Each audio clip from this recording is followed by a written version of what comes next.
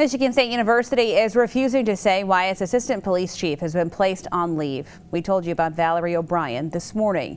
She's the leader of the department's Field Services Bureau. She's also married to Detective JJ Bradoc, who was placed on leave February 1st. MSU won't comment on that either. That's again raising questions about a lack of transparency from a taxpayer-funded university. Fox 47's Megan Heiler has been doing some digging, trying to get us some answers. People need to realize that there are legitimate privacy concerns when it comes to certain actions. Employees have privacy rights to a certain extent. Cooley Law School professor Mark Dotson tells me exemptions in Michigan's Freedom of Information Act law allow MSU to refuse to release information. When it comes to personnel matters and police office investigations or law enforcement investigations, we have special issues because they are specially charged with certain responsibilities. The law also says that universities and public governments have to decide if public interest outweighs other concerns. That's frustrating to MSU students who feel like they're being kept in the dark about what happens on campus.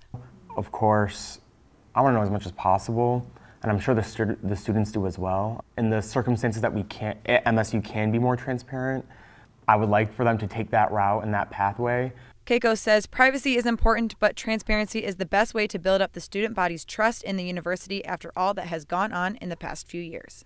It's hard for students to trust MSU, and of course, you know, there are those situations where trust gets built up again, and then you start to second guess or question. Regardless of the reason for withholding information on the assistant chief, Dotson says the university finds itself in another sticky situation. What Michigan State has to do, and what the public needs to understand, is there's a balancing test or balancing act that's going on right now, and trying to balance the public's right to see exactly the operations of Michigan State in this particular instance against any internal concerns or goals or protocols or procedures that a department like the Michigan State Campus Police may have in this particular case. I'm Megan Heiler, Fox 47 News.